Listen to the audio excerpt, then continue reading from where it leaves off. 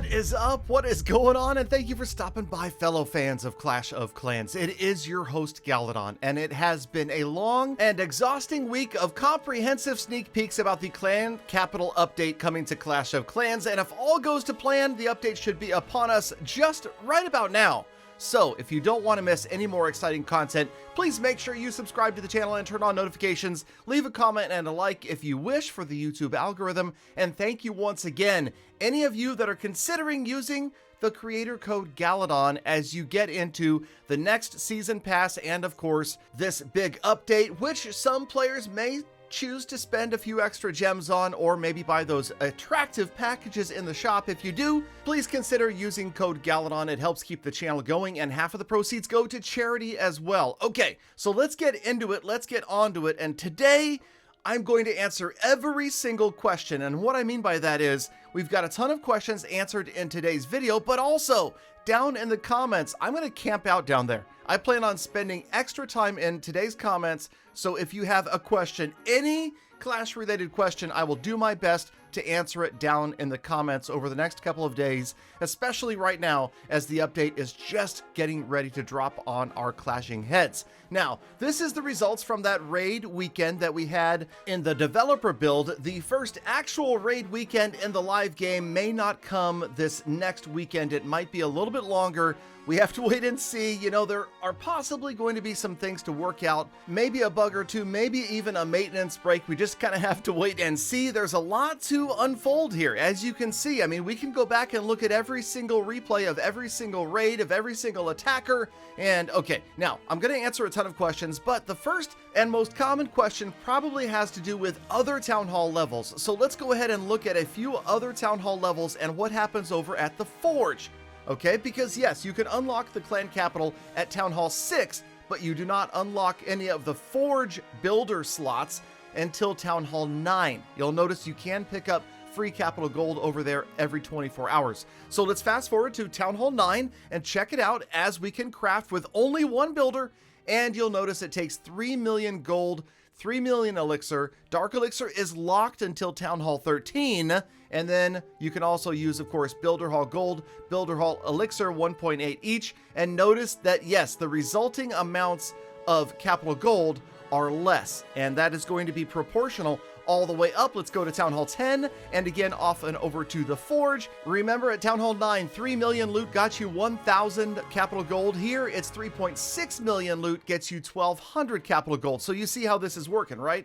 Builder Hall Gold and Builder Hall Elixir remain the same at 1.8 million of each for 1,200 capital gold in exchange after, what, 3 days, 72 hours. Okay, moving on to Town Hall 11. So let's just make sure we are covering everybody here who is going to be involved with forging capital gold. At Town Hall 11, you've got two builders, 4.2 million gold, 4.2 million elixir results in 1,400 capital gold, and 2.4 million Builder Hall gold or elixir gives you 1,600 capital gold after 72 hours. Moving on to Town Hall 12, congratulations, now you can occupy 3 of your builders over here at the Forge, and the fourth is going to unlock at Town Hall 14, 4.8 million gold or elixir to 1,600 capital gold, and then 1.8 to 1,200 on the Builder Hall side. And then, of course, yes, we gotta wait until right here, Town Hall 13, to unlock Dark Elixir at the Forge. So now you still have those same 3 builders. Now it's 6 million gold or elixir,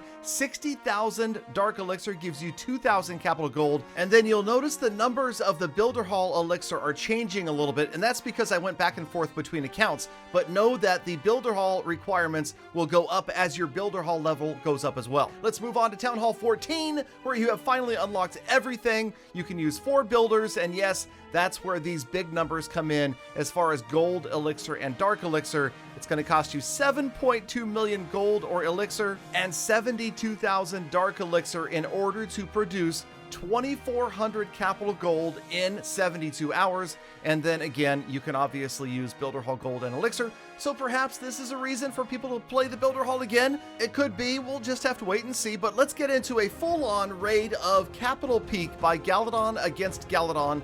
in the developer build in the background as I strive to answer all of your questions. And remember, if your question is not answered in today's video, drop down to the comments and I will be down there answering every question that I possibly and reasonably can as we all prepare for this update to go live. So first, and some obvious questions, does having a big clan give you an advantage? Yes, of course, you will progress more quickly through the upgrades and have a stronger capital and districts, but remember, you're going to be matched up with clans of similar upgrades, so it's not going to be an unfair advantage for one versus the other. Another common question, no, you cannot rearrange water or the cliffs, but you can move other obstacles like trees and some of the rocks in the different districts. When it comes to your 6th builder, I checked this myself in the developer build. Yes, you can use auto at the forge to produce capital gold. In regards to the order of upgrades, no, you cannot rush. Somebody can't, say, sabotage your clan's progress by rushing the capital hall, but there is somewhat of a flexibility to what gets upgraded first. You'll notice that there's a certain number of buildings that need to be upgraded before you can make another capital hall upgrade, but what buildings are upgraded are pretty much up to you. It is not completely linear in that you do have some flexibility, just maybe not as much flexibility as the home village. And again, everybody in your clan works together to contribute capital gold to get those upgrades done. The ancient builder will complete them instantaneously once you have enough capital gold. And yes, the levels, it's going to be pretty much common sense. You'll see as the ruins allow you to repair them and then the buildings allow you to upgrade them. Now, a lot of players are starting to feel a little bit overwhelmed by all of the activity required between CWL, Clan Games, Gold Pass, and now the Clan Capital. It's true, perhaps, maybe, is it possible that Clash was experimenting with a 5-day CWL so that it wasn't quite so demanding on players? We'll have to wait and see exactly how that works out in the long run. And no, you will not be able to friendly challenge yourself in the home village with your home base or your war base either. And also, friendly challenges are disabled during raid weekends so as to prevent people, copying another clan's district and then figuring out exactly how to 3-star it. You want the Mountain Golem as a super troop? I'll tell you right now, the Mountain Golem really feels like the super golem to me. Would that be epic to have that in the game as a super troop, the super golem? I'm thinking that's a distinct possibility. This next comment speaks to the coordination that may be required among clans who maybe you move from one clan to another for CWL. That is going to become exceedingly complicated. So yeah, you're going to have to keep track of what clans and where, because you can't go and participate in multiple clan capital raids during one weekend. And yes, you will be able to see how much capital gold each clan member has contributed. I think I showed that at the beginning of the video. You will also have a level of reputation that increases over time. You'll see that on that clan menu as well. Yes, big changes coming to the trader. So it looks like there are still going to be some freebies, but the trader is only going to refresh once a week instead of every 24 hours. So we'll just have to wait and see, but it looks like it's going to remain overall about the same amount of stuff over there, and that should go for free things as well. And yes, you only get 5 attacks the entire weekend unless you complete a 3-star, then you get 1 bonus attack. So the maximum number of attacks you will ever have in a raid weekend per account is 6, and this is probably to avoid player burnout from having to attack constantly the entire weekend. And no, that does not reset if you go on to attack a separate clan. You only get 5 or 6 attacks maximum no matter how many clans your clan faces. And yes, the Gold Pass will likely have some clan capital or capital gold rewards within it, but the discounts from the Gold Pass do not affect the upgrades that you're making over on the clan capital side. The next question is a big one, and that is just how much capital gold does it cost to upgrade the clan capital from level 1 to level 10? Are you ready for this? Now, I don't have the complete numbers for every single building, but I can tell you that the capital hall alone will cost a total of 3.4 million capital gold, and this is even more daunting. You need to have upgraded and unlocked 1,525 buildings, traps, and mines before you are permitted to make that upgrade. So yeah, we are gonna be here a while. The next question has to do with inactive members of clans and how they will affect this. They won't directly affect matchmaking because matchmaking is based upon your upgraded levels of your buildings. However, yes, if you guys have made a lot of upgrades and suddenly you lose many of your members or they can't raid on a specific weekend, you may have difficulty getting through a bunch of districts of another equally upgraded clan. Luckily, the raid weekends look like they run from Fridays to Mondays, so even players that are busy Saturday, Sunday should have time to get involved. And like I mentioned in a previous video, yes, defensive rewards will comprise 5 to 20% of your total rewards, so it does pay to have a good defensive layout. If all clan members use all of their attacks during a raid and fail, then you're done.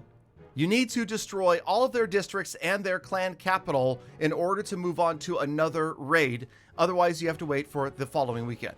And the final question before we move on to the salt section of today's episode regarding the music. Yes, I'm going to put the 2 music files without my obnoxious voice talking over them the entire time at the end of today's video for those of you that would wish to listen to it or record it and save it for yourselves. Okay, now on to the salt segment of today's episode. And yes, of course, this is going to go without saying that there is always going to be a section of the community that is upset. I mean, long before they knew anything about this update, the very first hints about it, they were already disappointed, right? That is just, you can't please everybody all of the time. Now, I will say that those who think that this is another builder hall or just a third village are completely wrong. Those who think this is unclash-like or rip-off art, it's made by the Clash team, so that's equally nonsensical. Now, there is, of course, always room for genuine disappointment from players who wished for either more Builder Hall content or Town Hall 15, or at least more levels to stuff in the home village for Town Hall 14 players who are already fully maxed out. And yes, I can understand it is possible to be disappointed because it's kind of a weird catch-22 in that while upgrading the Capital Hall, maxed out players gain really no advantage or no acceleration or no anything except for the satisfaction of maybe building a stronger Capital Hall. And then, of course, remember, once Town Hall 15 does come, which seems like it's probably maybe 6 to 8 months away, that's just my guesstimation, then yes, you're going to have the Capital Hall to bring you more runes, more books, more potions that will in turn help accelerate your progress through Town Hall 15. So I guess it's simply a matter of being patient a little bit longer. But thank you, Galafam, for sticking around all the way to the end of the episode. You know you were the ones that I love, think about, appreciate every single moment, every single day. So get out there, make the best of the rest of your day, week, month, and year. Be kind to the people, animals, the planet. I'll see you back here again tomorrow for more full attacks.